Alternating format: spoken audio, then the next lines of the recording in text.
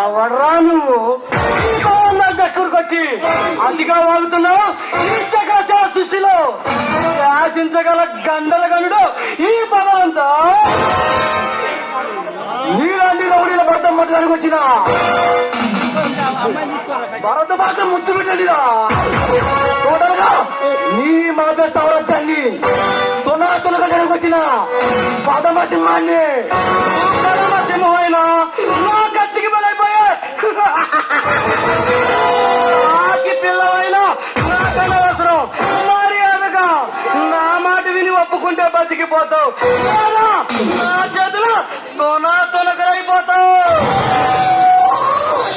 ఏ భగవాన్, నీ పాఠాలు నీ దగ్గర పనిచేసే రౌడీలకి చెప్పు వింటారు, అంతేగాని ఈ దేశ శ్రేయస్సు కోసం నడుము మిగిచిన నాకు చెప్పకు.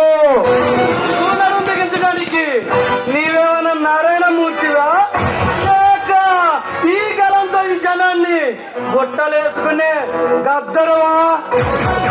ఏ భగవాన్, ఈ దేశాన్ని పరాయి దేశానికి తాకట్టు పెట్టాలని చూస్తున్నా నీలాంటి దేశ ద్రోహాల పడతానికి అవతరించిన అల్లూరి సీతారామరాజు వారసునిరా.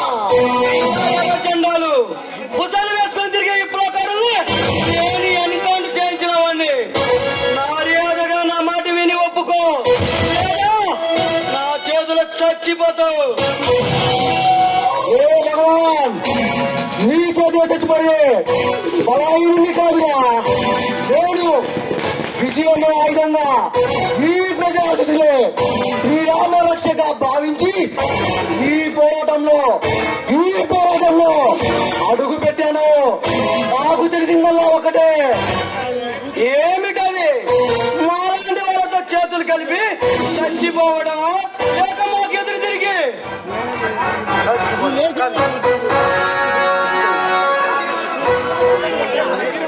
అది నువ్వు అనుకున్నట్లు పాత చరిత్ర. కానీ ఇప్పుడు నేను చరిత్ర తిరగరాస్తా. మీ మీద సమరబేరి మ్రోగించి మీ పార్ట్నర్ నందకిషోర్ గారిని కోర్టుకి లాగుతా. అసలు ఆ పాయింట్కే వస్తున్నా. సరాసరి ఎత్తుకుంటూ ఈ సింహంలోకి వచ్చావు. ఎక్కడ నుంచి ఎలా తప్పించుకొని వెళ్ళాలో ఆలోచించుకో. నీలాంటి మాట సౌరాజ్యాన్ని ఉప్పు పంజరాన్ని ఉప్పు మాత్రం వేసే విప్లవ సింహమేరా ఈ సూర్య తేజ. నందకిషోర్ గాడిలో గొడవ చేస్తున్నావంట. నిన్ను ఎక్కడే అడ్డంగా నరికి నాకు శత్రు చేస్తూ లేకుండా చేసుకుంటా. భగవాన్, ఇక మీ పని అయిపోయింది భగవాన్. మీ ఆటలు కట్టించడానికి ఇద్దరు